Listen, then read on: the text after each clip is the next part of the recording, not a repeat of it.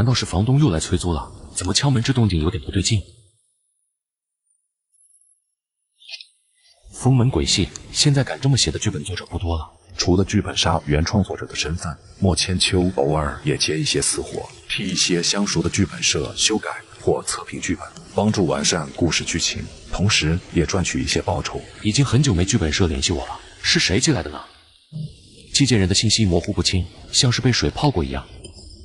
封门镇144号，这地方没听过呀。于人家中定期要举办一场祈福仪式，特邀7位贵客相助，先付3000定金以示诚意，事后另有重谢。这是什么神仙剧社？也太有诚意了，二话不说就打钱，下个月的房租和生活费总算有着落了。这剧本有点门道，朱砂线、镇魂铃，更觉得是这绳结打结的手法，没看错的话，是用来捆棺材的抬仓结。感觉有些奇怪，不是常见的那种硬质，更类似某种处理过的皮质。第2张卡片是一条古代老街，背景昏暗，整条街空荡荡，不远处有一户大宅，和请柬封面上的一样，应该就是请柬中提到的主家封家。第3张卡片上画着几栋零散的房子，背景比第2张卡片还要暗一些。漆黑院子里，一轮圆月悬流其中，月亮不可能掉落院中，如果不是代表某种意象的话，那么就是这院中有水。莫千秋迫不及待地翻开了最后一张卡片，这是一张几乎纯黑的卡片。留白吗？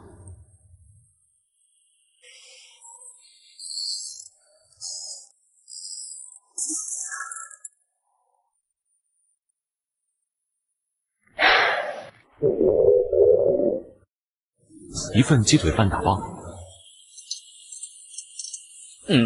邻居家的灯还亮着，是线路老化接触不良吗？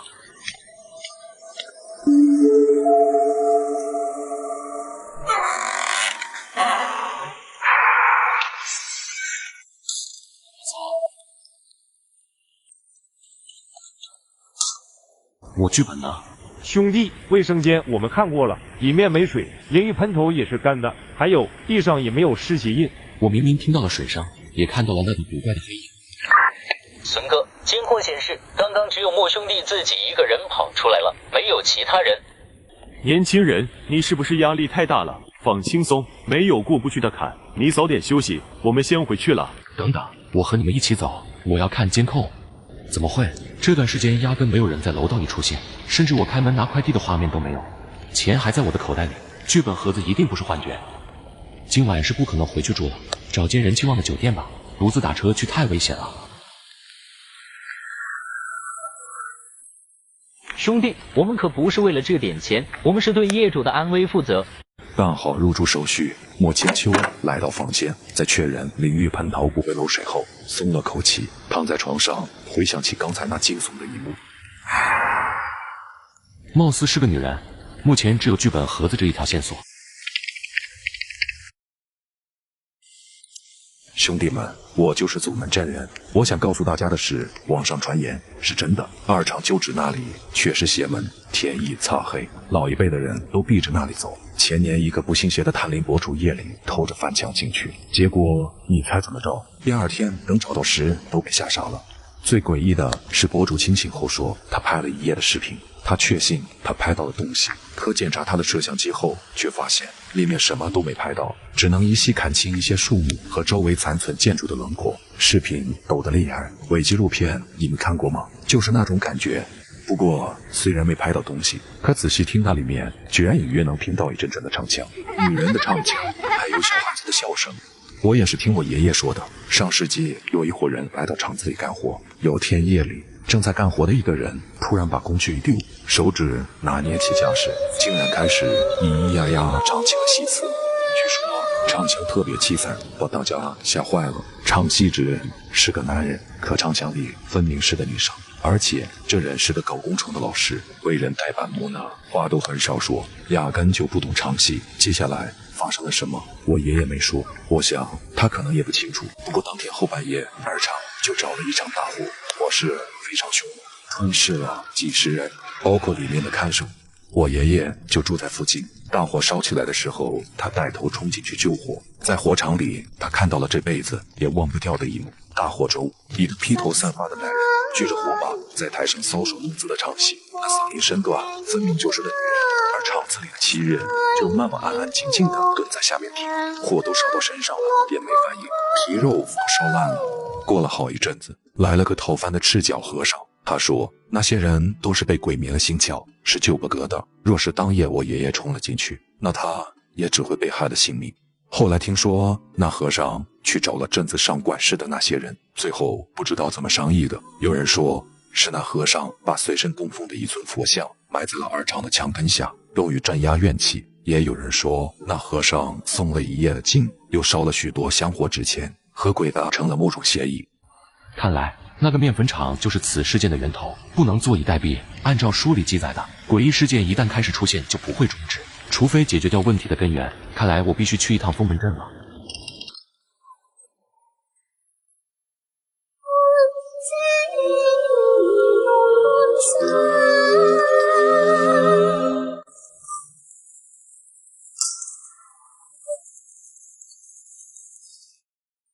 怎么回事？这走廊也太长了吧，似乎没有尽头。还有，哪里来的大火？不对，这是鬼域，那东西似乎有意将我往这边赶。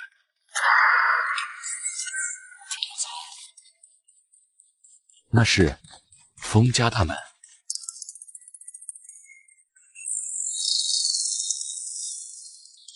踩水声消失了。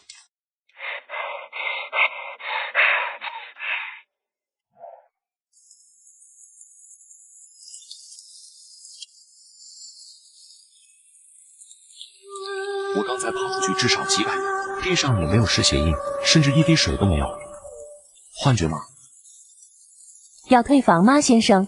不退，那间房太闷了，我在客厅坐一会，你们忙吧。看来那个浑身湿漉漉的女人是想将我赶进那扇门。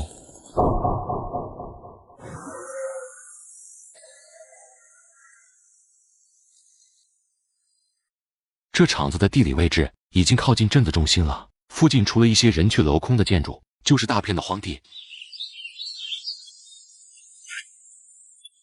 进入面粉厂，莫千秋发现，除了几座被大火吞噬的厂房，院内一株杂草都没有。随着他逐渐深入，脚下有些发黑的泥土开始出现石板路。这面粉厂是建在一座老式大宅子上的。那是，这石头明显经过简单雕琢，形状像是一颗人头，是某种真物吗？颅宽脸阔，细目长眉，是菩萨像。什么东西需要菩萨像去镇压？什么人来这里做什么？又是来拍那种视频的，对不对？年纪轻轻的，不要命了，想红想疯了。大哥，行个方便，我就随便看看，你带我溜达一圈，我拍几张照就走。胡闹！现在就给我走，不然我报警了。没想到这地方还有保安看守。天快黑了，先到镇上打听一下情况吧。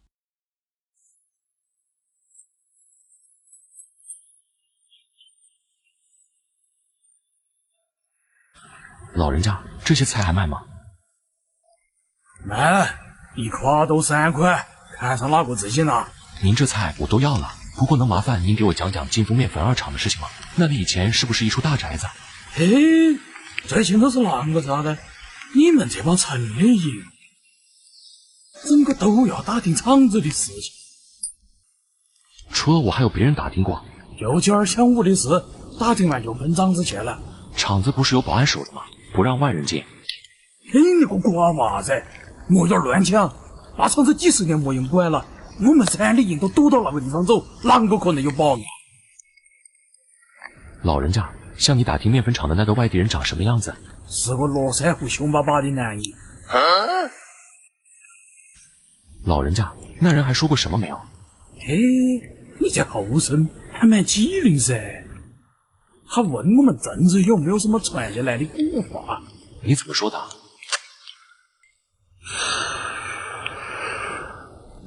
古话啥的嘛就不晓得了，但是有个顺口溜，在我们山里头传了有点年头了。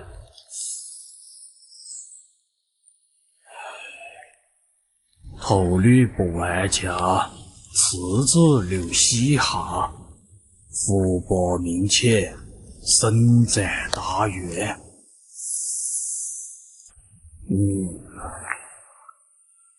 门莫夸。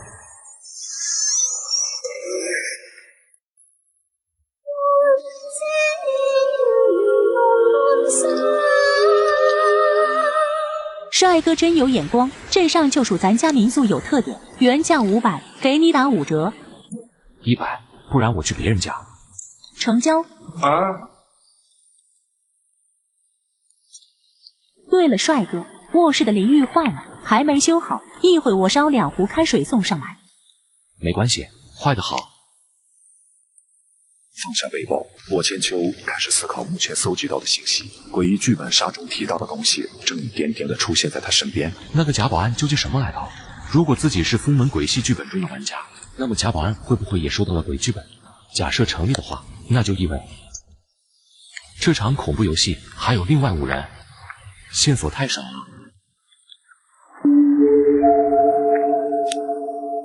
是谁？是我，开门。不对，整间民宿都是踩上去滋滋作响的木地板，可我刚才没有听到半点脚步声。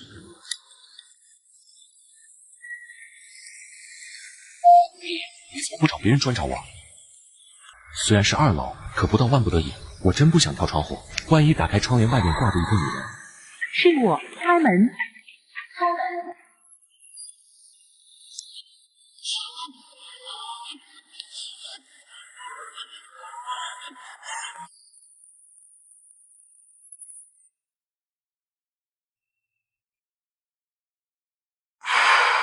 别杀我！醒啦？这是什么地方？又是客厨，我懒得和新人科普，你们和他说吧。看来你们就是另外6人了。不错，我们所有人都收到了那个剧本，大家这场是队友，要相互帮助，一起努力活下来。虽然这么说不大合适，不过欢迎来到噩梦世界。小兄弟，你过来看。我们这是穿越了。可以这么理解，虽然镇上变化很大，可你看周围的山势，我们如今所在的位置就是封门镇，只不过是几百年前的封门镇。我们和你一样，都收到了鬼剧本，也是那个东西将我们带到了这里。先行者们称呼这里为噩梦世界。当然，每个噩梦世界中的场景都是不同的，可能是如今我们所看到的古镇，也可能是一栋高楼、一间学校、一座村落，一切在我们现实世界中出现过的场景，在噩梦世界中都可能出现。我想回家，我老婆和孩子还在家里。锤能救救我？没完了是不是？要是把那些东西引来，老子第一个弄死你！好了，别难为他了，毕竟是个新人。任务结束后，我们就能回到现实世界吗？找到所有线索，还原事件真相，就可以返回现实世界。我叫邝弘毅，是家地产公司的保安，大家自我介绍一下吧。许素，大学讲师。哪一门学科？理工科，流体力学。这么年轻的大学老师可不多见。我叫科龙，没什么正经工作，在我自己家开的厂子里打工。史大力，海员，远洋航运公司上班。苏婷婷，荣城艺术学院的学生。我叫施关明，是名设计师。设计师，设计什么的？灯具。该你了。楚小秋，工作不稳定，现在在一家奶茶店。各位客官都在呢。有事吗？客官，封老爷府上差人来请了。封老爷找我们何事？客官真是贵人多忘事，你们可是封老爷请来的贵客，莫不是昨夜吃醉了酒，把事情忘了？封家派来的人呢？就在门外候着，都催了好几次了。前面引路吧。都记住，从现在起不要乱说话。什么东西？有今个没明天的政客，3000个大子就换了自己的命，我看还不如那下九流的戏子。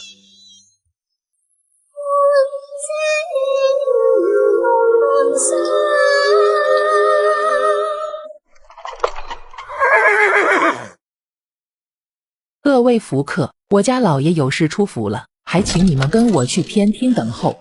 福克，看来这就是剧本和请柬上都没有提及到的身份了。老爷他心善，见不得人受穷苦，你们去里面拿衣服，把这身旧衣服换了。等一下，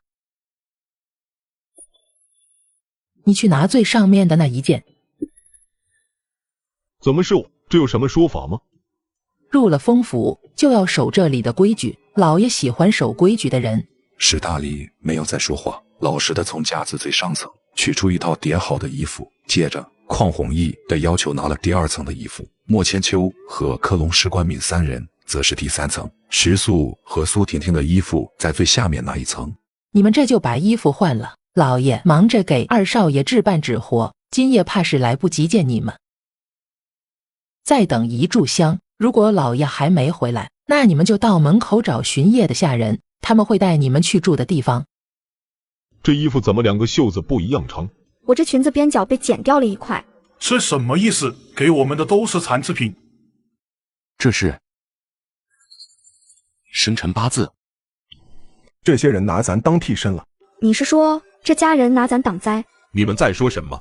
能不能说得明白点？你们还记不记得剧本里的请柬是怎么写的？封府邀请我们前来，说要举办一场祈福仪式，具体事项没提，只说事成之后另有重谢。这些混蛋就是找我们来当挡箭牌、替死鬼的。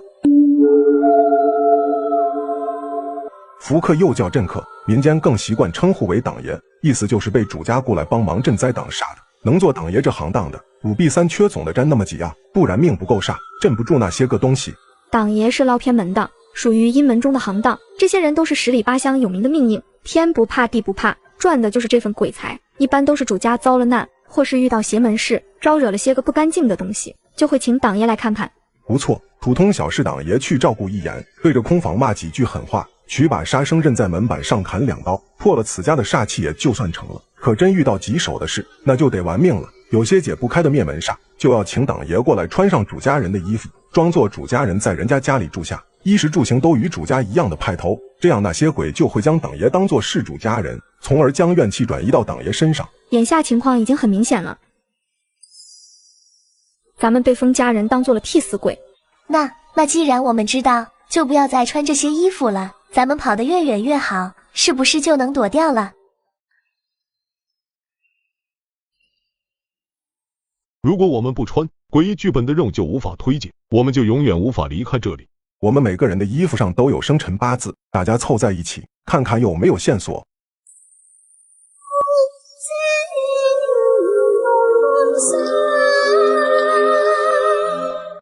史大力的那一件是封老太爷的，我这一件属于封老爷。莫千秋、柯棱、石冠明3人，他们属于同辈，都是封家第3代，也就是封老爷的3个儿子。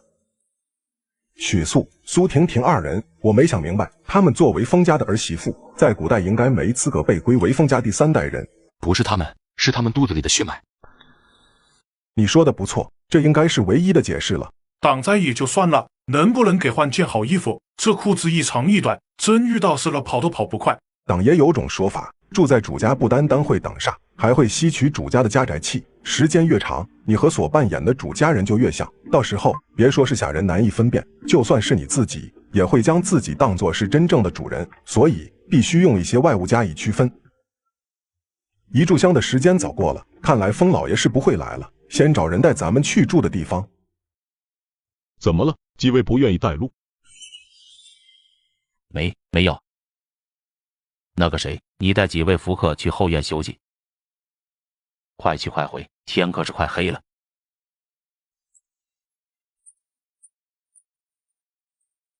是在面粉厂废墟见到的那口井。等一下，这井口好端端的为什么封了？莫要问我，我只是个下人，什么都不知道。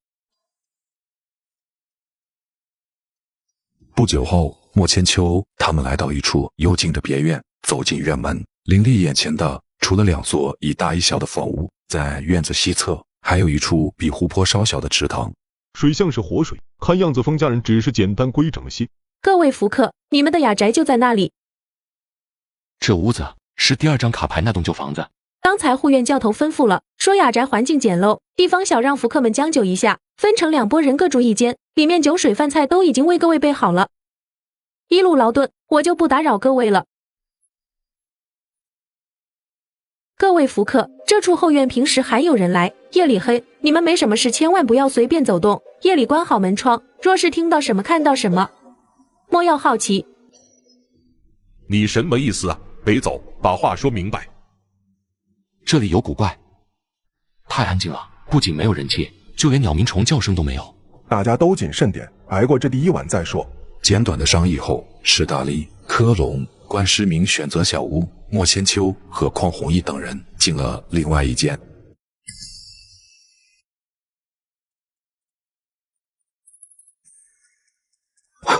有人来了，听脚步声，应该不止一个。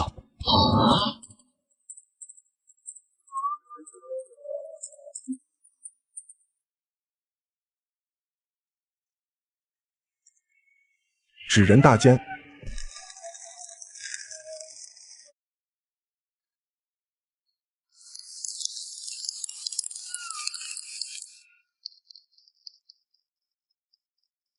那些纸人好可怕，阴森森的。一共7个纸人，刚好和我们的人数对得上。徐姐，你可别吓唬我，这些纸人肯定是烧给封家二少爷的。你没听那个老女人说吗？封家二少爷刚死，大门外还挂着白灯笼呢。和二少爷无关，这些纸人是烧给女人的，红男绿女是老辈人传下来的规矩。这些纸人都是男人，送到下面肯定是要他们服侍某个女人。你说的对，而且是个未生育的年轻女人。你怎么知道这个女人年轻，尚未生育？你仔细看，这些纸人的左眉要比右眉长出一截，而且全身披红。这种纸人在行内有个说法，叫纸姑爷。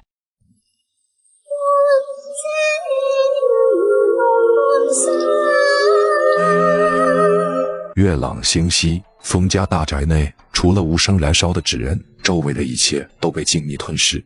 一般只有婚配过但未生育的年轻女人死后，家里人才会给她烧纸姑爷，以解相思之苦。相思之苦，也就是男女之事。古人认为左眉又长又粗的男人年轻身体好。可一下子烧过去7个，他受得了吗？楚老弟，刚才领头那个人好像在最前面的纸人头上摁了一下，这又是什么门道？距离太远，没看清。你们帮我守着门，我出去看看。也好，趁现在还没彻底入夜，又是第一天，应该没问题。有人出来了，好像是邝弘毅，我们要不要也去看看？今夜先按兵不动，等天亮了，我们去找邝弘毅问问。前提是他能活下来。还有，你怎么确定他会对我们讲实话？风险与收益并存，我也知道亲眼看看更稳妥。但你愿意冒险吗？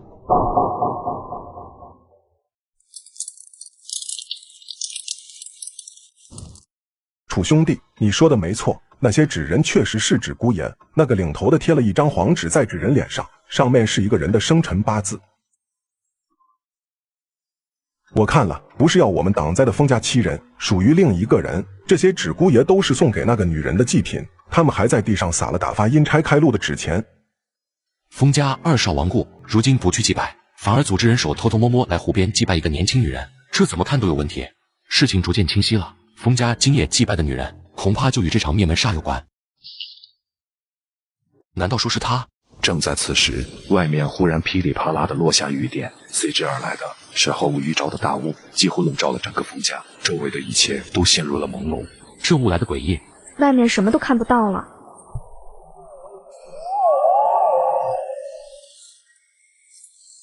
快关好门窗，不能让雾气吹进来。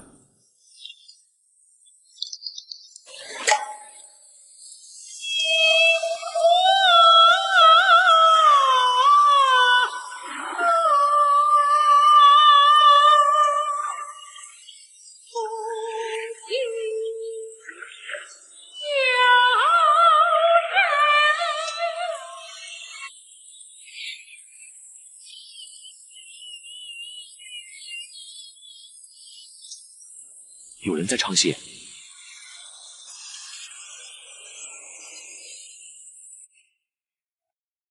雪儿，雪儿，你在哪？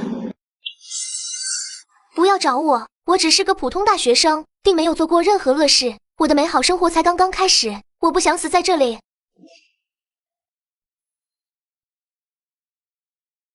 你的意思是船在陆地上？听声音是冲我们来的。快把蜡烛熄了！你在做什么？还不赶紧吹灭蜡烛！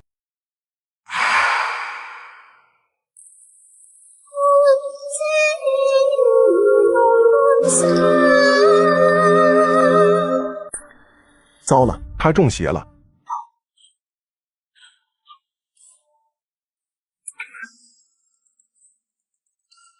随着苏婷婷的清醒，外面的声响也全部消失了，只是刹那，夜静得像死了一样。走了吗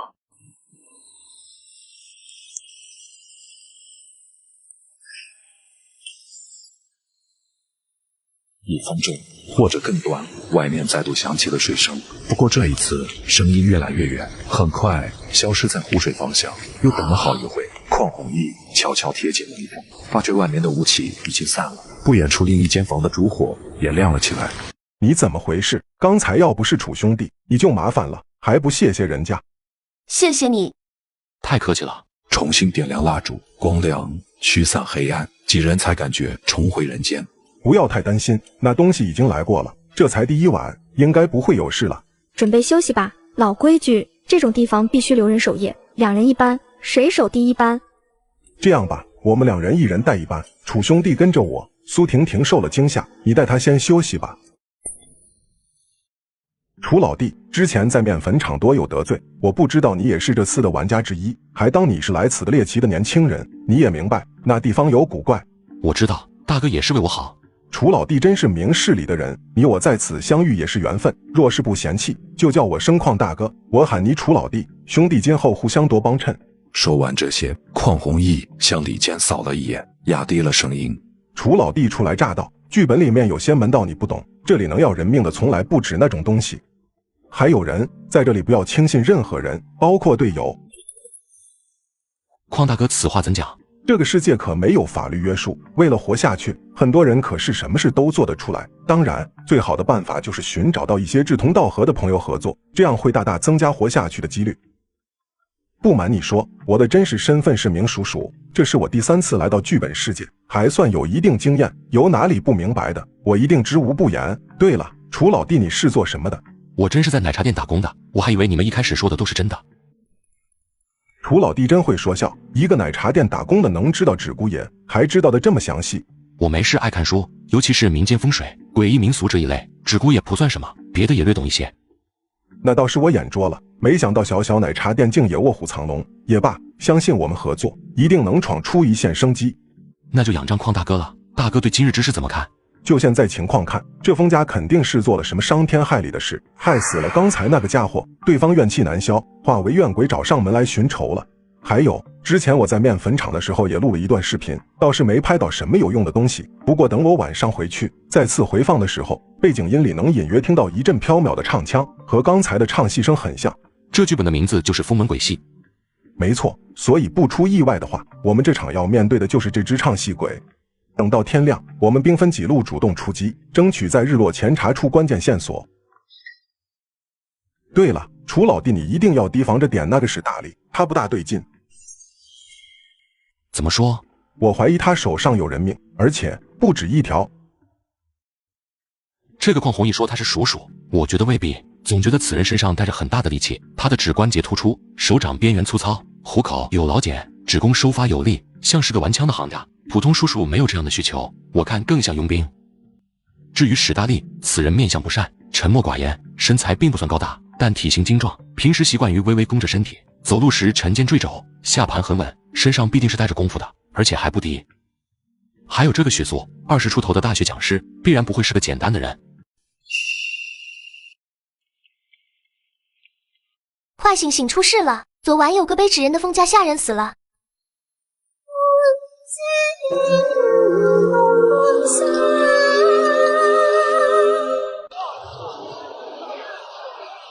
你们死了人，关我们什么事？又不是我们杀的。这是什么话？要你们来是做什么的？拿了银子不办事，你还有理了？和许素的低声交谈中，莫千秋理清了事件过程。今日一早，府上的下人去后院的水缸打水，结果一掀开盖子，里面居然浮出一张人脸。是昨夜背纸人临走时绊了一跤的伙计。刘管家来了。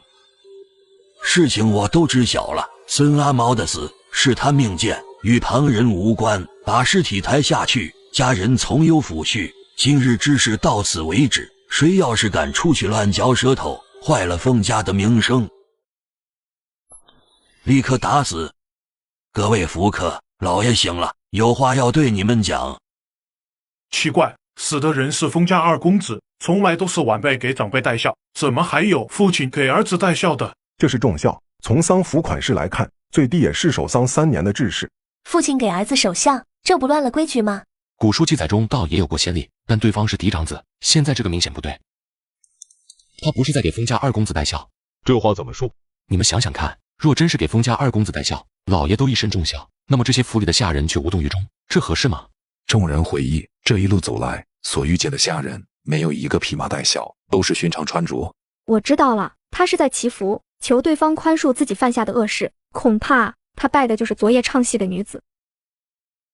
请诸位来的目的，你们早已知晓，我就不多赘叙了。那东西的厉害，想必诸位已经见识过了。听老刘说，今晨又出了事，真是作孽。你们都是十里八乡有名的政客，这件事还要拜托你们。诸位放心，等此间事情一了，答应诸位的报酬必定双手奉上。封老爷安心，我兄弟几人就是吃这碗饭的，老爷能来寻，也是瞧得起我们，还请将此中原委细细道来，我们也好知道该如何准备。此事说来话长，还要从10年前讲起。那时家父心故，由于他生前酷爱听戏，家里人就想着在他头七回魂的夜里，请各戏班来府上吹奏，也算是让家父走得安心。可谁能想到，居然闹出了那样的事情。戏刚唱到一半，角儿就不慎落水，虽然府上立刻施救，可还是晚了一步，人就那么溺死了。戏场选在府中何处？就在后院的那片湖上。谁主音？你们请来戏班，是要他们唱鬼戏？不错，请来为家父唱戏，自然是鬼戏。我们知道戏班子忌讳多，可我们多给了不少银子，又少了银差开路财。你做这行应该知晓，他们私底下也接这种活计，只不过碍于各种原因，不便明说罢了。敢接鬼戏的戏班本就不多，梨园行当走南闯北，红白通吃，端的就是一碗百家饭。不知封老爷请的是哪一家戏班？是镇上南边迎客楼的春喜班，班主姓白，所以坊间也称作白家门楼。当初在这一带名头响亮，不慎落水而死的那个女人就是白家门楼的台柱子，花名叫喜瑶。除此之外，她还是白家班主的女儿。可她的死与我封家没有半点关系，我们出银子，白家戏班也借了，字据收据什么的我们都有。谁知道这女人怎么就缠上我封家了？这1年来，我封家事事不顺，接连损失人丁，这是要我封家绝户啊！昨夜的牺牲虽虚无缥缈，却悲怨异常，事情肯定没他说的这么简单。封老爷还请保重身体。请问到哪里可以找到白家戏班？我们有话要问。找不到了，在那个女人死后，这些人也全死了。白家门楼接了。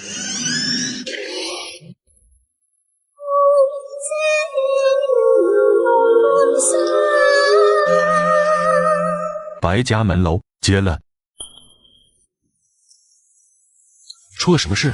女人溺亡后不久，戏班的人过河时，船倾覆了，所有人都没逃掉，就在距离这10几里的老牛湾渡口。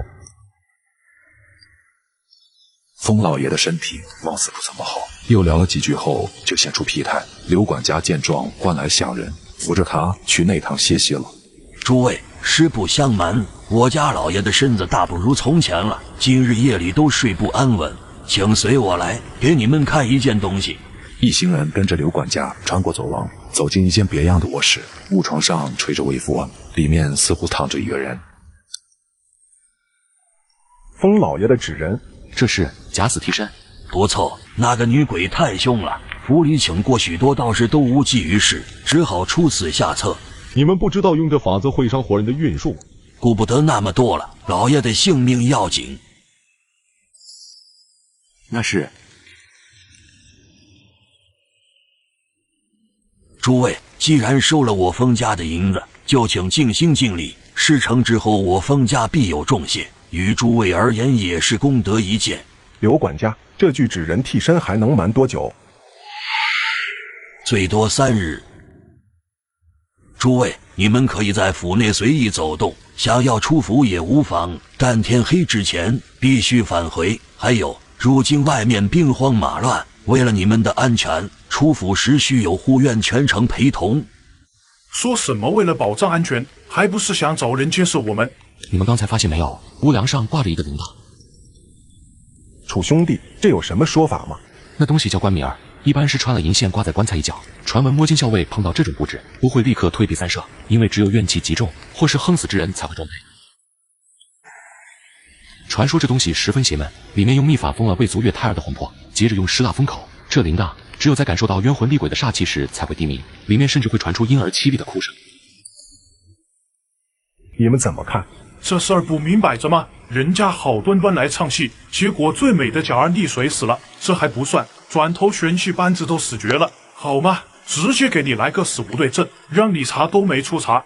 我猜测，恐怕是风老爷瞧上了白家戏班的名角喜妖，借着唱戏的名头将人诓骗了过来。结果喜妖性格刚烈，抵死不从，风老爷一怒之下就杀了他。风老爷担心这件事传出去后对自己名声不好，干脆一不做二不休。我感觉不像，你们别忘了，这可是风老太爷的头七，果然最重规矩。风家在当地也算是大户，不会在这种重要场合乱来。那可说不准，衣冠禽兽什么的可多着呢。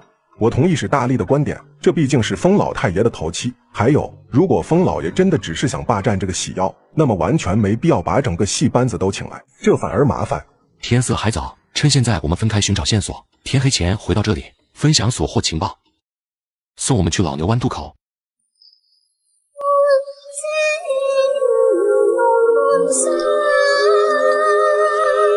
各位福客，这么多人马车跑不起来，天黑前肯定赶不回来。楚兄弟，你和我同去，徐小姐你们……邝大哥，还是我和楚先生同去好了。来的时候你也看到了，这附近乱得很，我们2个女人终究不方便。你身子骨轻，跑起山路来马也松快些。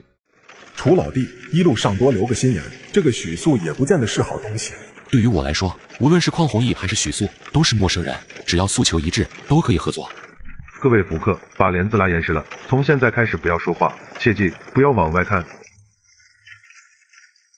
马车没走多久，莫千秋感觉车厢内的气温陡然下降好几度。这鬼这么凶了吗？大白天就跑出来了。还有，昨天中邪的是苏婷婷，夜里跑出去的是邝弘毅，我自己没出错呀。几分钟后，阴冷的感觉慢慢散去，随着一声清脆的马鞭声，马车再次提速。没事了，各位福客，咱过去了。许小姐，对不起，我刚才很害怕，还以为自己就要死了。莫千秋装模作样的安慰了几句，转头询问马夫方才那诡异的寝室。刚才是什么东西？是一座佛塔。这么邪的佛塔，先前的遍体生寒，就好像被一个庞然巨物盯上了。那不是普通佛塔，而是一座赤脚僧人主持建造的镇魂塔，有好些年头了。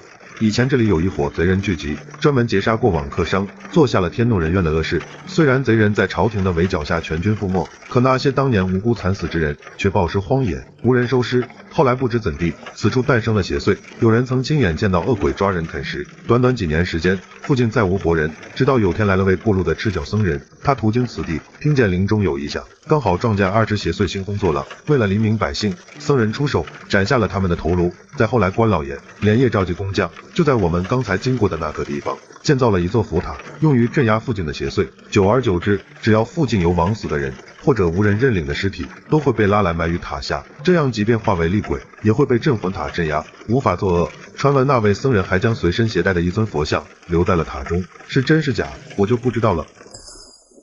这马夫知道的未免也太详细了，而且他的话里还有一处明显的漏洞。他说附近的人会将无主的尸骨埋在镇魂塔附近，可这鬼地方，别说靠近了，就是路过都不能发出响动。这么邪门的地方，怎么敢靠近掩埋呢？这好办，含一口坟头土就成。等忙完了，离开那里，再把土吐掉。就是这些，过路的人都会预备些，虽然味道不大好闻。你们这是有备无患吗？这所谓的镇魂塔有点邪门，不得不防。两位，码头这里不卸货的车不让久停，我们半个时辰后在这里见面。刚才多谢许小姐，这坟头土回去的时候或许用得上。都是举手之劳，路过那里时我真的吓坏了，还好有你在。这女人怎么回事？前后好像变了个人。徐小姐严重了，我们是队友，理应互相帮忙。你给我的感觉和之前我遇到的人都不一样，所以你一定要活下来。有什么不懂的，别人不愿意告诉你的，都可以来问我。美人计对位了。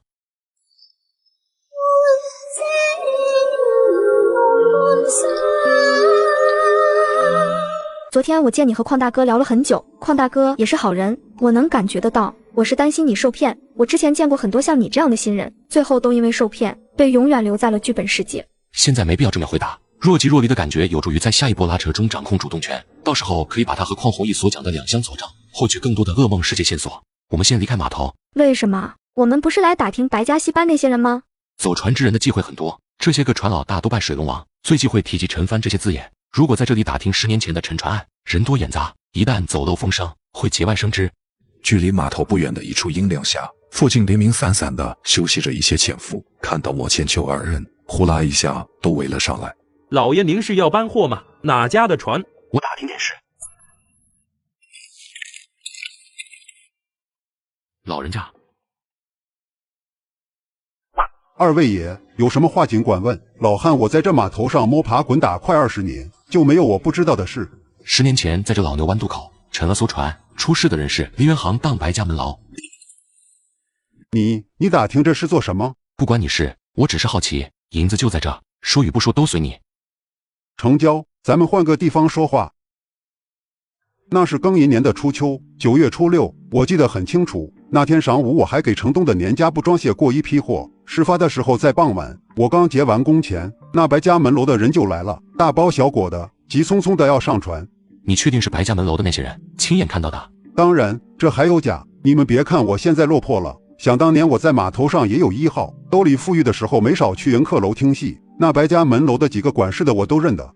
那你也应该认得喜瑶吧？看到他了吗？自是认得，上船之人并没有他。既然在上船前看到了还活着的白家门楼众人，就说明他们不是在封家府上被灭口。难道是因为不方便在府内动手，封家派人跟到了船上？毕竟是封老太爷的头七，府上沾血不吉利。除了白家门楼戏班子的人，还有人与他们同行吗？记不清了，当时天都要黑了。你继续说。之后我就走了，回去睡觉了。第二天来到码头的时候，就见到好多人围着，衙门口的公差都来了。后来一打听，昨夜竟然沉了船，死了好些人，除了白家门楼的班子，还有几个附近军营里面管事的，据说官职还不小。当时这件事闹得很大，衙门里的人查了好长时间。那段时间好些人的营生都停了，几条船的老大使了不少银子，想要打通关节，放自家船出去跑生意，衙门里的人都不松口。不过当时外面私下里都在传，说这事不对劲，里面透着邪呢。你们不跑水路可能不清楚，这老牛湾水势平稳，水底也没有可以挂底的大石，所以从未出事。而且事发当天风平浪静，一丝风都没有。可等那艘船离开码头，刚驶到水深之处，忽然就变天了，不但下起了瓢泼大雨，还一下子涌出大片雾气，雾里竟泛着死人灰，连船上挂起的灯笼都看不到了。这还不是最瘆人的，据说当时那艘船是突然停在大河中间，就像是被河里什么东西给拉住了，下沉的速度特别快。船上有不少会水的好手，可最后只逃出来1人。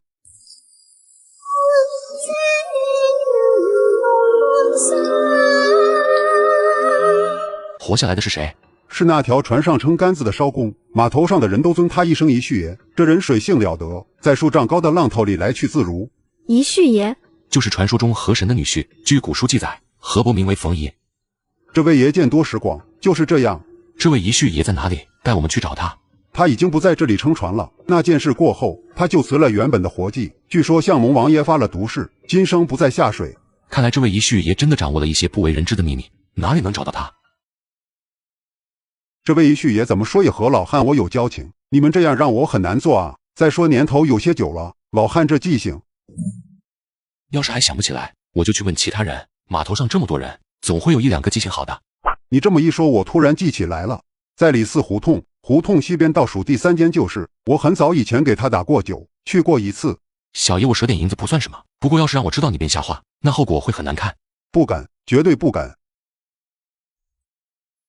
二位爷等等，既然收了你们银子，有些话老汉我不得不说，甭管因为什么，听我一句劝，这件事你们还是不要深究的好。我听码头上一位老伙计喝醉后说，当晚这位一旭爷逃上岸的时候，就剩下了半口气，若不是刚好有位野郎中在场，人当晚都过不去。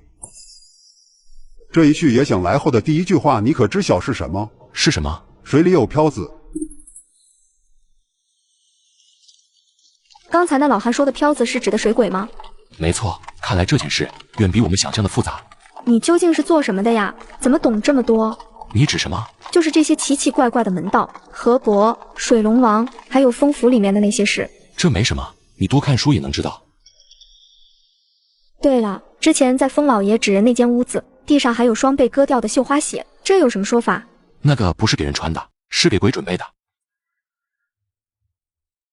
传说夜里鬼是看不到床上熟睡的人的，但能看见鞋子，他们会踮起脚尖踩在鞋子上，就能看到鞋尖所对方向的人。如果剪断鞋尖，就相当于遮住了鬼的眼睛。所以阴阳行当中有句老话：斩鞋头，遮鬼眼。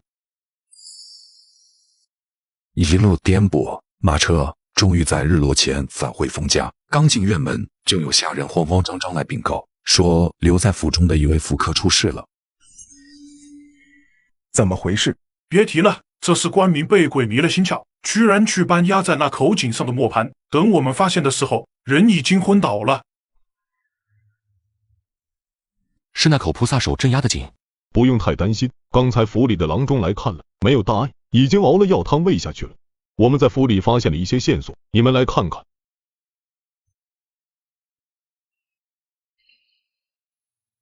是船底划过留下的鱼骨纹。那鬼船真的直接开上岸了。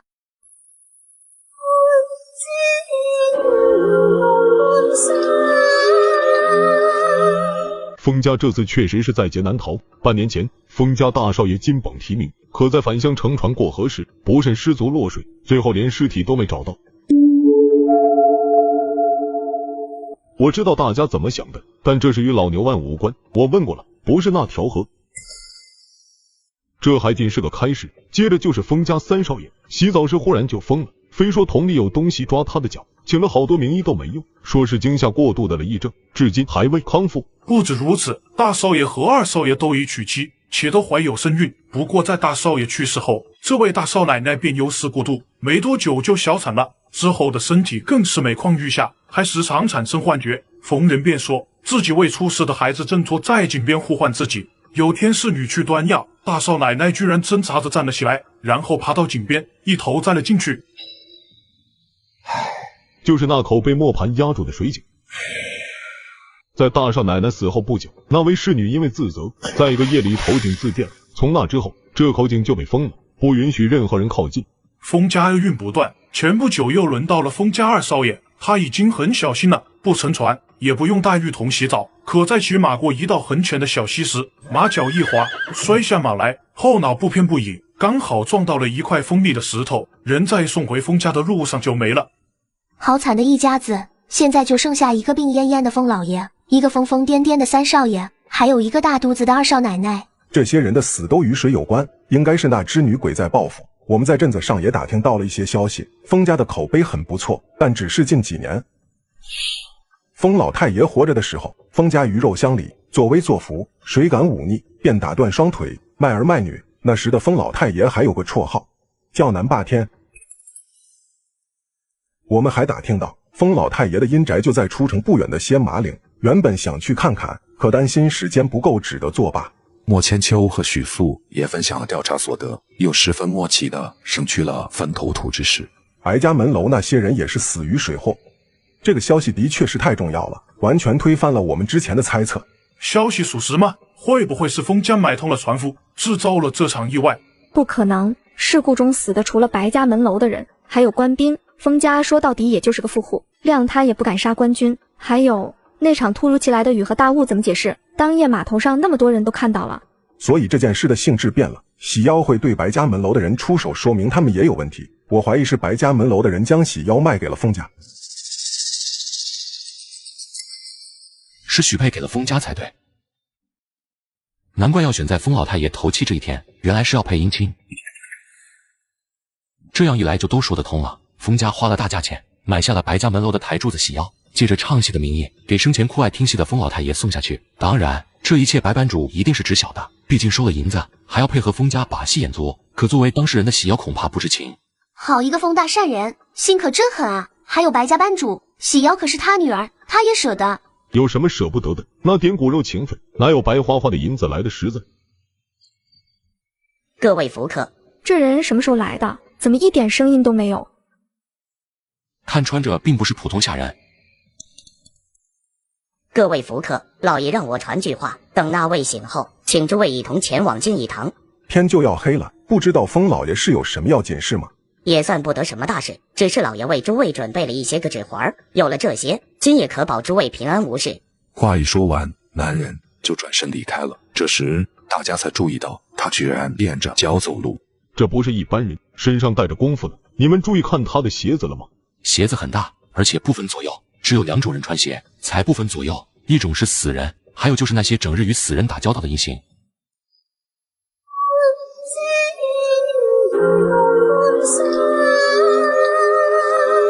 我知道刚才那人是做什么的了，他是阴行8将之一的扎彩匠，风老爷那巨纸人就出自他的手中。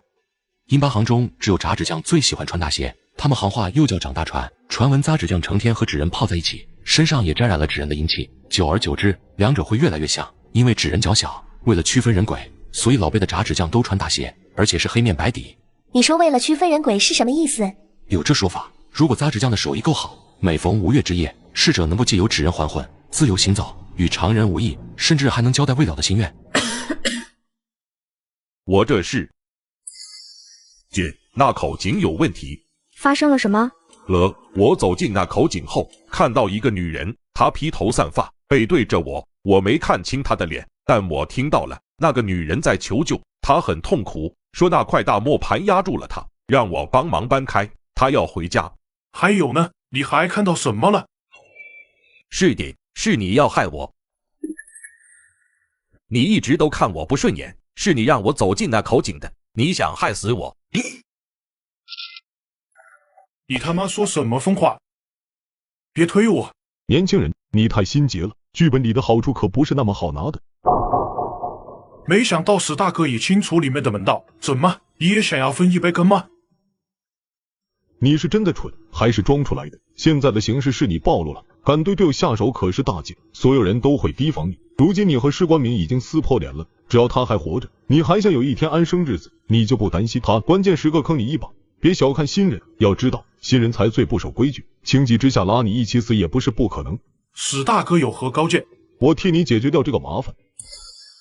说的好听，你不过是想要独吞这份好处，弄得像是正人君子似的。你我素不相识，我担着风险白帮你，说出来你信吗？我帮你解决掉的，保证做的天衣无缝，没人会怀疑到你身上。接下来我会再找一个人补偿你，只要我们合作，我保证离开这里的时候，我们人手一份好处。你清楚的，只要利用剧本中的规则坑杀队友，就能延缓下次收到剧本的时间，我们双赢。我要怎么相信你？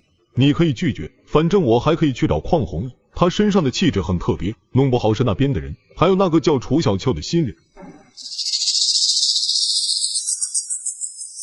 呵，承蒙史大哥看得起，我自然是愿意合作的。不过如今我已经暴露，施冠明在纯业肯定知道防着我，你有什么计划？稍后我们要去静义堂制作纸人替身，届时需要割破中指，用指尖斜点在纸人的额头，这替身才算成功。用行话讲，叫做认主。除此之外，纸人还有一项最大的忌讳，纸人绝不能点睛。时间差不多了，我们去静义堂看看情况，自己都小心点。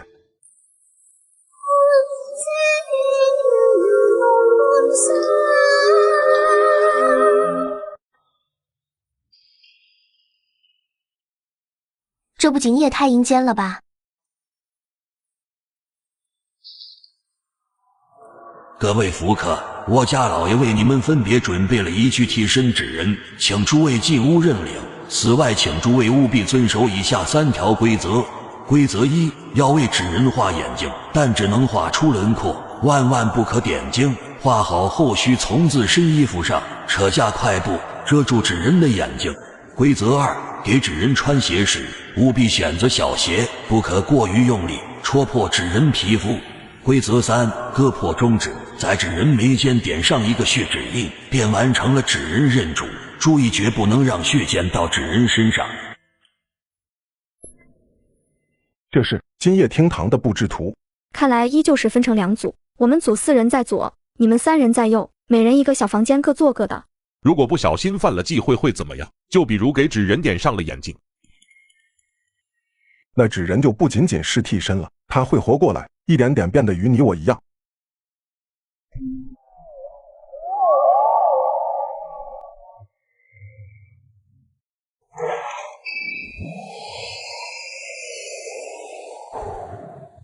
这是古代用来盛装手机的匣盒，只差最后的认主环节了。三清保佑，三清保佑！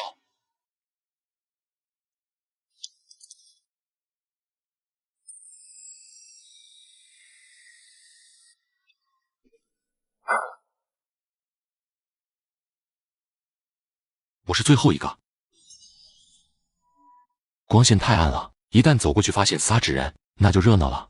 看到莫千秋不动，3人自然明白他的顾忌，便主动向这边走了过来。楚弟弟真谨慎，走吧，就等你了。一行人走出厅堂后，只见外面台阶上站着科隆和士官民，2人紧挨着，竟没了之前你死我活的紧张感。怎么样，都没事吧？还好。看来这真是福利局，任务很简单，我第一个就出来了，比师兄弟还要早10分钟。没错，科隆他出来的最早，刚才我们2个也把话说开了。其实之前的事都是误会，我是新人太紧张，说话没轻没重。科隆他又是个直脾气，一言不合才让大家看了笑话。有误会不怕，解开就好，大家能在这鬼地方遇见也是缘分。史大力呢？抱歉，让大家久等了。怎么这么慢？别提了，那匣子看着不对劲，杀气很重，我一直没敢动，直到最后那香烧得过半，我没办法才狠下心打开，结果是我想多了。时辰不早了，我们先回去。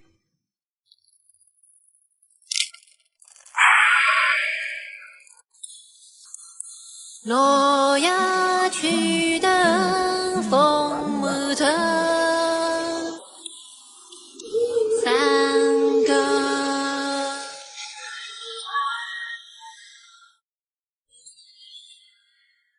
你们是在担心什么事吗？楚兄弟，你是新人不知道，按常理来说，这次任务就算不死人，也会发生一些怪事，绝不会如此顺利。何况还有……今夜大家提高警惕，我也觉得这件事不大对劲。史大力那人不简单，没道理最后一个才出来。是刘管家他们。又要烧纸人，这些纸人不是我们的替身吗？这些纸人没有点睛，烧了也伤害不到我们，相反会让鬼误以为我们今夜已经死了。他们走远了。是隔壁。是科隆。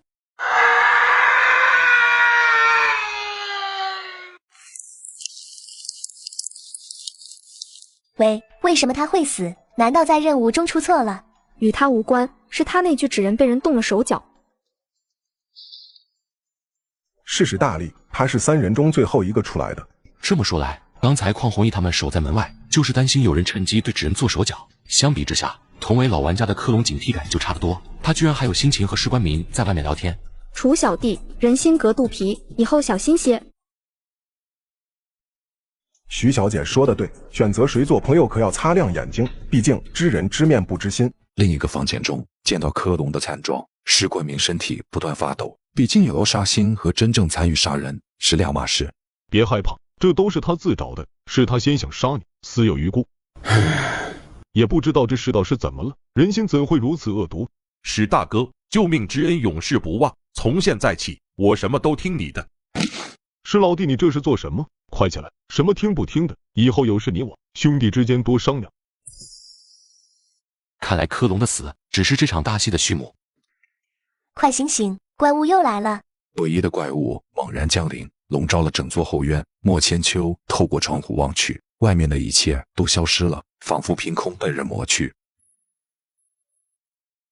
那鬼东西又来了吗？这声音听起来很奇怪，没有昨夜渗人的唱腔。有人朝我们来了。各位福客，不好了，我家三少爷不见了。什么时候的事？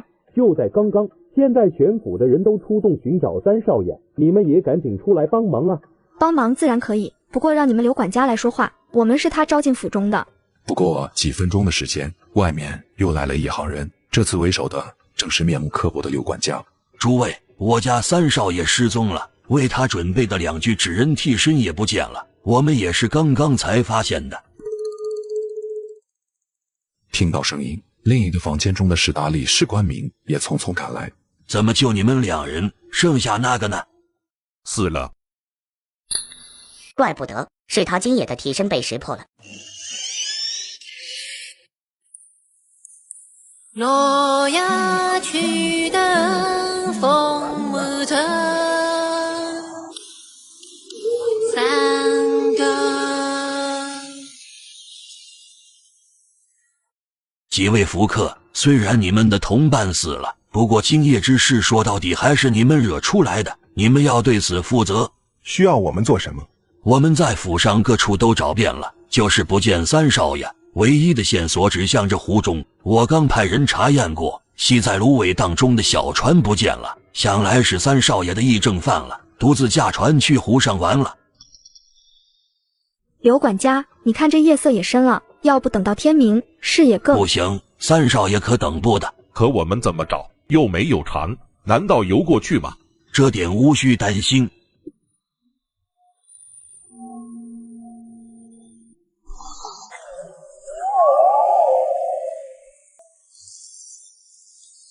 各位福客，拿了银子就得办事。现在你们2人一船，去湖上寻回三少爷。事成之后，我封府另有重谢。这明显是让我们去送死。刘管家，拿人钱财与人消灾，可且不说在这茫茫湖面上找不找得到三少爷，就是找到了，我们又如何将他带回这里呢？这点我们也早有准备。等你们乘船离开后，我们会在岸边竖起一根长木杆，木杆顶吊起一盏大红灯笼。找到三少爷后，你们只要循着灯笼所在的方向就可以找回来了。你们准备的还真好嘛，充分啊！等一下，2个女人不能同乘一船，你去和她一起。诸位，为了保证你们的安全，老爷特意取出了府库中珍藏的续命香，只要将香点燃放于船首处，便不会有邪祟注意到你们。但诸位切记，只有一炷香，香燃尽前务必找到三少爷。此物珍贵，上船后再点燃。老爷还为你们准备了一盏白灯笼，挂于船首，方便你们间互相联络。还有一盏红天灯，无论是哪一船先找到三少爷，记得放出天灯，其余船只看到后立刻靠拢接应。我来驾船，你去将白灯笼挂在船首。小船逐渐驶离岸边，莫千秋警惕着附近的动静，却迟迟没收到苏婷婷的回应。你在做什么？白色灯笼皮上并排贴着2个小纸人，纸人脸上一片空白，没有眉眼五官，可他们的样式分明就是莫千秋与苏婷婷2人。怪不得刘管家非要重新调整各船上的人员配置，原来这一切都是安排好的。那艘船是匡弘毅他们吗？别出声，水里有东西。船体晃动持续了大概1分钟，才重新平静下来。虽然须弥香还有好长一截，但眼下雾气弥漫，完全分辨不清方向。好像是有人在哭。找到了，那幅是一定是三少爷。谁他妈让你放灯的？洛阳曲灯风木藤，三更。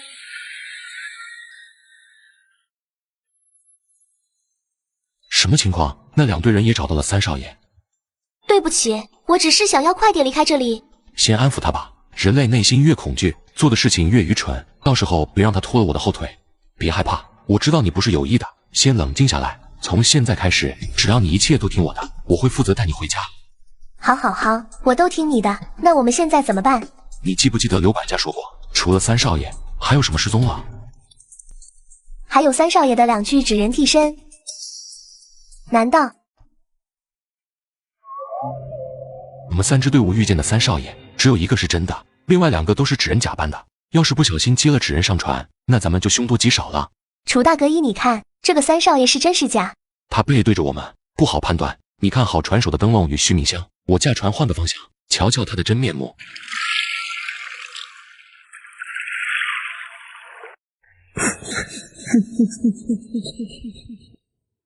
这鬼东西怎么蹲下了？赌一把。莫千秋拨动船杆，让船身缓缓朝着3少爷靠去。在距离3少爷只剩下2-3米时，莫千秋突然驾船后退，直到彻底看不见那人身影。这个3少爷是假的，怎么看出来的？刚才船靠近的时候，我借着灯笼光看清了他的衣服，他的衣服是干的，下摆也是干的。试想一下，一个疯疯癫癫的家伙夜里摸黑偷船跑来湖上，身上可能一点谁也没沾到吗？我怀疑大概率是那东西。纸人。没错。楚大哥真厉害，根本不像是个新人。什么新人救人的？你要注意观察，不放过每个细节。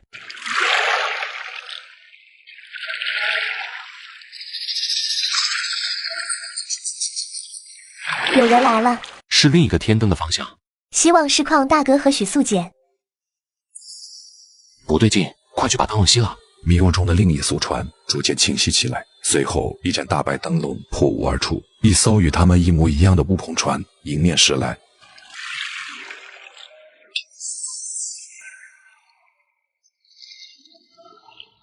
团灭了吗？是那2个东西搞的鬼，还是3少爷的纸人？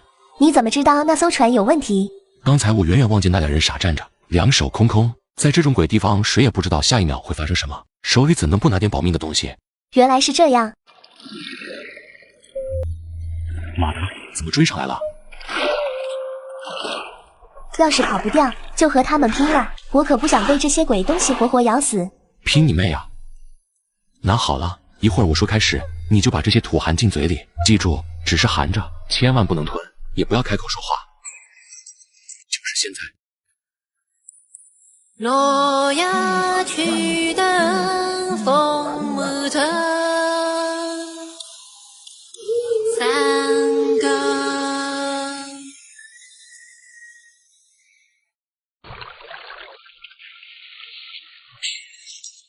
就是现在，把土吞下去。时间1分1秒过去，2只鬼物视线不停移动，却始终没有聚焦。那种感觉就像是他们明知道船上有活人，可又无法确定位置。好了，暂时安全了。这是什么土啊？好神奇，竟能让那些东西看不见我们。坟头土。我们接下来去哪？回去，不找了。回去，可我们并没有找到3少爷，刘管家那里要如何交代？我们没找到，但肯定有人找到了。团灭的那一队，我想就是因为接到了假的3少爷。对啊，既然我们这队找到的是假的，又团灭了一队，那这第3队找到的自然就是真的3少爷了。那个方向有个红色光点，应该就是刘管家树立起的大红灯笼。随着距离越来越近，2人惊恐地发现雾气中的大红灯笼下方不是岸边，是一艘血红色的大船。这好像一口大红棺材。这是一艘伯喜船。什么是伯喜船？就是给河神送亲的船，也是封建糟粕中的一种继人仪式。在古代，每逢大难之年，就会在未婚的少女中择取一人，献祭给河神做新娘，希望以此能平息河神怒火，保佑村子风调雨顺，子嗣连绵。你怎么看出来的？这外表就是一艘普通的沉船呀。书上说伯喜船有2条重要特征，一是全船披红，2就是杆上悬着一盏红灯笼，灯笼上贴一个大白喜字。喜妖的死果然大有文章。我操！莫千秋撑杆要逃，可无论他怎么用力划，都无法逃离，只能眼睁睁看着2艘船越来越近。完了吗？看到这条手臂后，原本已经又累又乏的2人立刻来了精神，全身上下忽然有用不完的力气。快救救我！假的别看，不想死就快划。当苏婷婷的余光扫过水面时，一张腐烂肿胀的鬼脸正从深渊中望着他。我不能死，我不想死。千万别看湖面，倒影里那只鬼能看到我们。多谢。二人拼命划桨，终于将小船驶离了博物船。可是还不等松口气，身后突然响起一阵诡异的唱腔。你是王会了。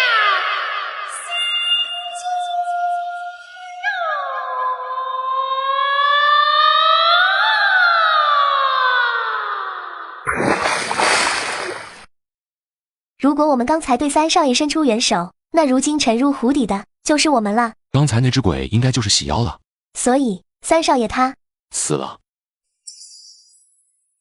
在伯父船的红灯笼消失后，远处雾气中又出现一盏大红灯笼，飘飘摇摇地挂在高处。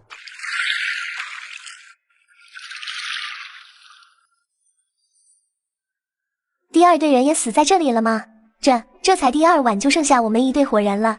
这不是我们的船，船首没有香炉与灯笼，船上的东西也不对。除了我们，封家还派了别的船出来找三少爷。把船靠过去看看。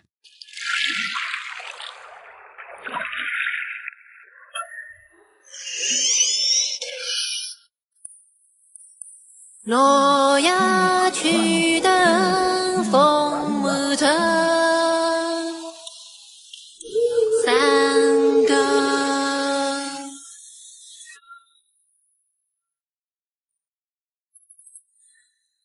是他，水中的浮石正是送他们下水的炸纸匠。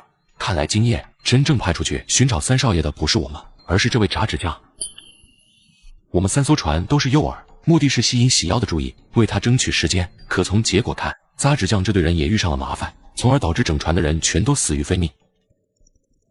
此地不宜久留，先上岸吧。两人继续朝着红灯笼的方向前进。没用多久，雾气逐渐开始散去，他们终于望见了岸边。这辈子我都再也不坐船了。等一会知道怎么说吗？怎么说？千万别说看到了扎纸匠这些人，也别提那艘伯喜船，就当这2件事从来没发生过。上岸后你别说话，一定要表现得很害怕，吓傻了的那种。这个你擅长，剩下的我来应付。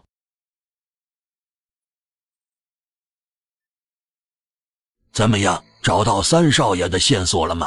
莫千秋把遇见纸人三少爷的过程一五一十地讲给了刘管家，然后遇到了孙阿毛驾驶的鬼船，他们费了好大力气才成功逃脱。刘管家见莫千秋这里问不出什么，就转向同船的苏婷婷，可苏婷婷呆呆地坐在船上，一动也不动，脸上挂着呆滞的表情。刘管家问你话呢？快来人，他肯定是中邪了。随后苏婷婷口吐白沫，脑袋意外昏了过去。现在的女大学生系都这么多吗？厉害厉害。其他几位福客在院内休息，老夫还有别的事情，你自己过去吧。楚老弟，许素姐呢？她死了，我们遇到了一些麻烦，那些鬼东西上了我们的船。邝弘毅的经历与莫千秋类似，也是下水不久就撞见了纸人三少爷。二人识破真相后，立刻驾船逃离，朝着飘起孔明灯的方向赶去。可半路撞见了一艘船首挂着白灯笼的船，船上之人竟是早已死去的丰富下人。邝弘毅仗着身手好逃了出来，许素却被那些鬼东西拖进了水中。我提着撑杆想去帮忙，可太晚了。后来我看到远处升起的大红灯笼，就驾船赶过去，这才上了岸。只可惜许素他。邝兄弟宅心仁厚，许素小姐的事你也不要过于自责，毕竟谁都不想看到这样的事情发生。备案备案，邝大哥你已经尽力了。相比之下，史大力二人的经历就简单多了，什么怪事都没遇到。现实世界我就是船员，了解很多水利的门道，可从来没见过在船首奉香的规矩，所以在船离开刘管家的监视后，我就检查了香炉，果然这里藏着其他门道。香炉最上面一层是香灰没错，可下面埋的却是见了血的白米，这东西根本就不是辟邪用的，它只会招血。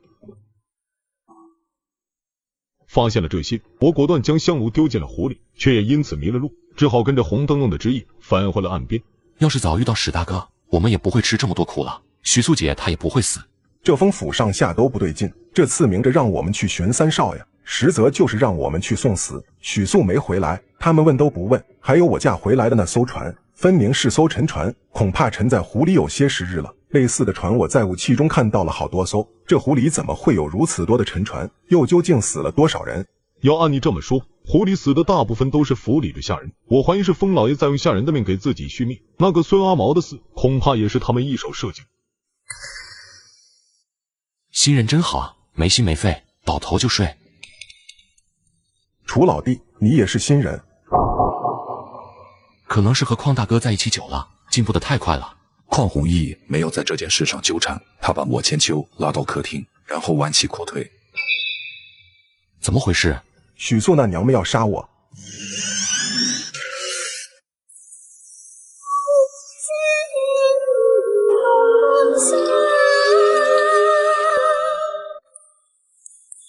洛阳曲灯风木头，三个。许素那臭婆娘想要杀我，到底怎么回事？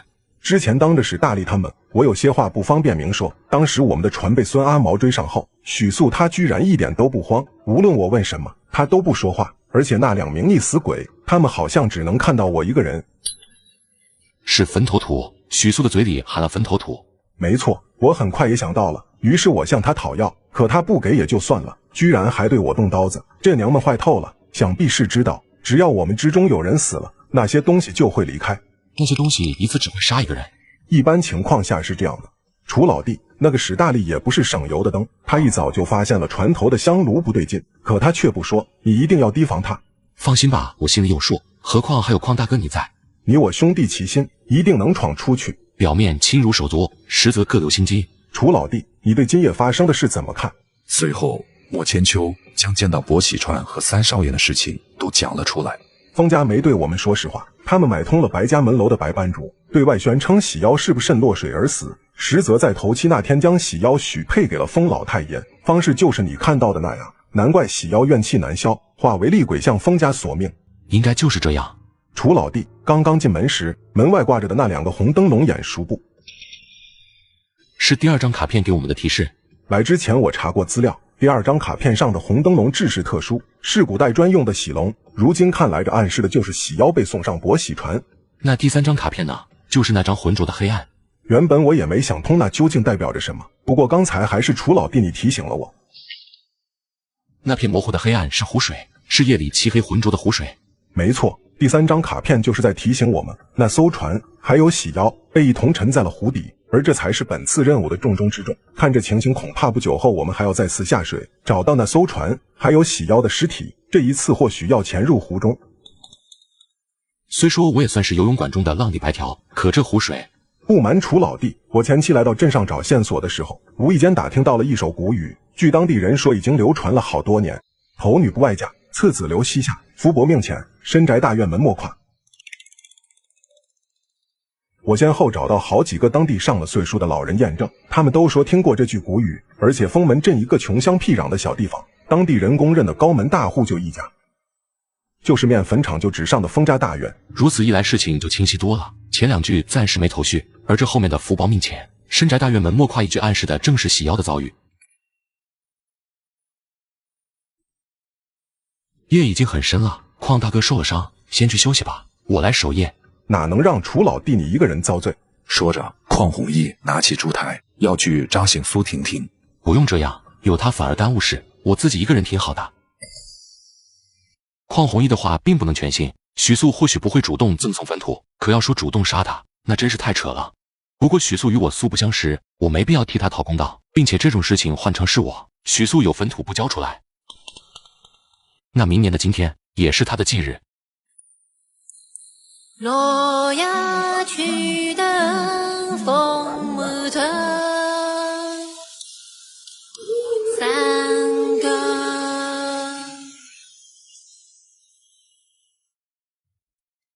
几位福客，出事了，你们快出来看看吧。都让开！众人来到河边，发现湖中心的位置飘着一具腐尸，从尸体身上穿着的丝绸衣服辨认，正是昨夜见过的3少爷。如今人已经死了，难不成刘管家还要我们去湖中捞尸？尸体是一定要捞的，但现在湖中恐怕谁都过不去。告诉他们，你刚刚都看到了什么？小的刚才驾船过去，想要带回3少爷的尸体，可还没等靠近，就看到三少爷身边漂浮着许多张脸。漂浮着脸，是水中行尸，还是这位福客有见识？我们也猜测是那脏东西。那是什么东西？这些东西叫黄河行尸，据说是一些怨气极重、不肯投胎的怨魂。这些行尸会被生人的气息吸引，在水下自由行走，靠近后甚至还会爬上活人的船，抓人做替身。他们邪得很，职业劳师人都不会碰，别说是壮甲，就是远远瞧上一眼，都会倒霉3年。些个东西还有个习性，会不自觉地朝着怨气重的地方汇集。一般来说，在发现黄河行尸的水下，都会有大沉船。史大力这人果然不是省油的灯。你们跟我来。有些话本不该我这个下人讲，可老太爷他真是作孽。当年老爷和我都曾劝过老太爷，可老太爷他就像是被鬼迷了心窍，非相信什么逆天改命的法门，一定要选在自己头七当日寻一生辰八字暗合的女子成婚，说这样可以保佑家族兴旺，子嗣延绵。之后便选中了白家门楼的喜妖，那个白班主也是个人面兽心的东西，为了1000两银子，真就舍得自己闺女。舍不得又能怎样？毕竟封老太爷家大业大，一生男霸天可不是谁都敢叫的。可不敢胡说，这种事必须要得到女子直系血亲的首肯，否则就不灵了。我敢拿性命担保，封家绝对没有强迫白班主，出于弥补的心思，我家老爷最后还多送了200两纹银的谢钱，白班主照单全收，这在账面上都能查到。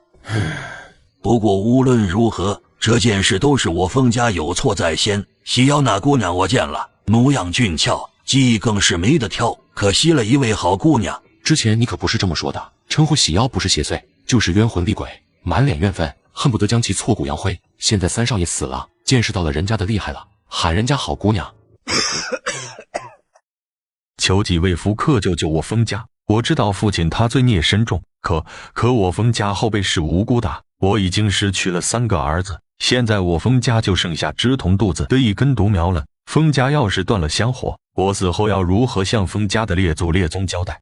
封老爷切勿自责，为今之计是尽快超度喜妖姑娘的亡魂，让她尽早安息。现在你与我们说说当时的情形，越详细越好。当年家父病危，不知从何处寻来一张上古残卷，其中记载了一个血方子，只要遵守，就可以保佑家族在10年后中兴，子孙更有享不尽的荣华富贵。简单来说，就是需要找到一个与我父亲生辰八字暗合的未婚女子，在父亲头七那天与她成就姻缘。过程你们也大概知晓了，造一艘大船，全船披红，上悬一系大红灯笼，将我父亲的尸身置于船舱内。白班主借口唱戏将喜妖哄骗进府，让他打扮好后在船上唱戏。白班主他担心中途出现意外，于是用绳索将喜妖拴在了船上。开船时将船底凿一窟窿，等船开到湖中心时缓缓下沉，等悬挂在桅杆顶部的红灯笼也消失后，这一世的第一步就算是成了。这仅仅是第一步。是的，据那张残卷记载，仪式一共分4步，这第一步叫什么来着？中喜。洛阳曲灯风木头3个。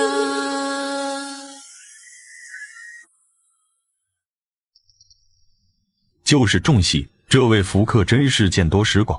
这种邪术一共分为4步，第一步中喜，然后是解喜、得喜，最后也是最重要的，还要送喜。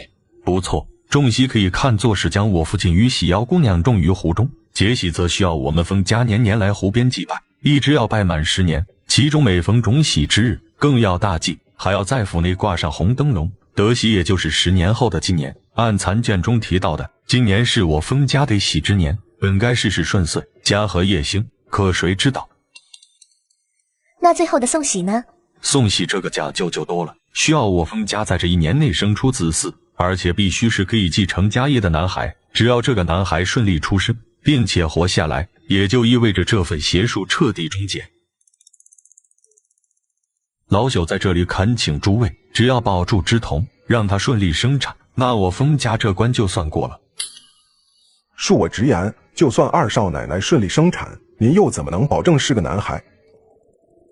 这个就不需要各位费心了。我们找了城里最好的郎中，给枝童开了好些秘方，只要顺利生产，必然是男婴。各位福客，老爷他需要静养休息，剩下有什么问题，你们问我好了。各位福客请安心，三少爷的事，老爷还挺得住。现在最要紧的是保住二少奶奶肚子里的孩子。我和各位说句实话，三位少爷，只有二少爷是老爷的心尖肉。他出事的时候，老爷几番呕血，啼哭着说，要是将二少爷留在自己膝下看管就好了。次子留膝下，封老爷只有3个儿子吗？就没个宝贝女儿？没有，先夫人去得早，只留下3位少爷。老爷对夫人一往情深，始终不肯续弦，也没有纳妾。或许封老爷早年间也曾浪子风流，只是你这管家不知道罢了。休得胡言，我家老爷痴情是出了名的，况且老太爷对老爷的管教极为严苛，我家老爷从未去过那些风月之处，这一点全城的人都可以证实。顺口溜的前2句是头女不外嫁，次子留膝下，后一句应该就是封家二少爷。按照这个思路想，头女不外嫁也可能与封老爷有关。难不成他还有个女儿？当然，这句话也可能是指喜妖。看来这顺口溜并非字面那么简单。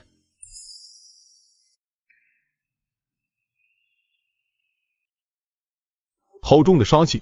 各位，你们也瞧见了，今夜喜妖他肯定要对老爷或是二少奶奶动手，所以我们必须先下手为强。入夜后还要拜托几位再去一趟湖上，还要把三少爷的尸体带回来。现在的三少爷就是个诱饵，谁靠近谁死。三少爷就不劳你们费心了，你们要做的是下水找到喜妖的尸体。你说这话是认真的吗？你们放心，不是要你们对他做什么，只要找到尸体，替喜妖合上眼睛就可以了。毕竟他是死不瞑目，而且今夜我们也有安排，大家只要依计行事，以各位的本领，肯定不会出差错。你先说说你有什么妙计？这种情况下让我们下水和直接送死有什么区别？今夜我们在厅堂摆招魂法阵，利用喜妖生前曾经穿戴过的喜袍和首饰，还有他的生辰八字，为他招魂。只要将他的魂魄招来，那水下的喜妖就是一具再普通不过的尸体。既然是一具再普通不过的尸体，那安排府里的下人去做就好了，又何必找我们？诸位都是附近10里8乡有名的福客，自有气运加身，府里的下人都是贱命，让他们去，怕是会引出不必要的麻烦，反而对诸位不利。况且各位还收了银子。来回拉扯几次后，刘管家的态度愈发强硬起来，大家无奈，只能作罢。你先说说今夜的招魂仪式是怎么回事？这点你们可以绝对放心，法阵是我们花大价钱从修道之人手中买来的。喜妖生平最喜欢唱戏，我们就打了个戏台子，让他唱个够，还抬来许多纸人做观众。只要法阵开启，定能将他困住一时3刻。另一队人趁机下水，替那具尸体合上眼睛，就大功告成。不过这法阵有个要求，要借几位其中一人的身子，最好是女人。洛阳曲灯风木村，3个。匡大哥，楚先生，你们快想想办法啊！苏小姐，我知道你很着急，但你先别急，换个角度考虑考虑。如果你不去唱戏，那你会被派去做什么？他们会让我去捞尸体？不是捞，是帮喜妖合上那双死不瞑目的眼睛。那尸体在水下泡了10年，能不能找到眼睛都难说。别说了，我答应就是。楚老弟，你注意到没有，在我们提到二少奶奶那个未出世的孩子时，封老爷的态度很奇怪。封老爷好像笃定是个男孩，而且还担心我们继续追问，匆匆结束了谈话。看来封家的水很深啊，他们肯定还有所隐瞒。真难想象这封家究竟做了多少亏心事。先是那对主仆说的什么，全都是封老太爷的安排，他们想劝也劝不动，这些都是屁话。老太爷死的时候，这件事还没开始，喜妖也活得好好的，真要有心阻止，这一切根本就不会发生。偶然得到的骨残卷，在我看根本就是费尽心思弄来的。封老太爷可能压根就不知道这件事，他的尸体也不过是封老爷重喜的工具。3句流传下来的古语，如今后2句都有了出处，只剩下第1句头女不外嫁依旧没有头绪。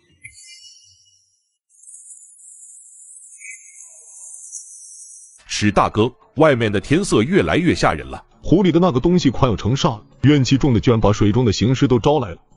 那我们今夜怎么办？难不成真要下水去给女鬼合上眼睛？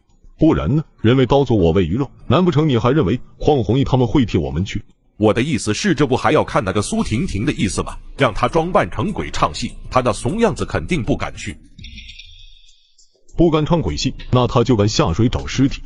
师兄弟，你想想看，依照邝弘毅和楚小秋的性格，一定有办法强迫他去。尤其不要小看那个楚小秋，他绝对不是新人，一定是老玩家假扮的，为的就是让其余人放松警惕。我甚至怀疑邝弘毅和楚小秋本就是一伙的，进来前早就认识，两人一明一暗。那个许素就是遭了他们2人的毒手。那可怎么办？如今形势危急，只有你我兄弟相依为命，尚有一线生机。苏福克，刘管家让我问你，今夜唱戏你肯不肯去？如果不愿去的话，我可以去问问另一个房间的2位福客。我愿意，我愿意，请一定要将这个光荣的任务交给我。既然这样，我就如此回禀刘管家了。趁着布置任务的人没来，你们最好抓紧时间休息。今夜诸位可是有的忙。对面那屋，他们今夜的任务是什么？你们招魂，他们下水，各司其职。时辰到了，跟我来吧。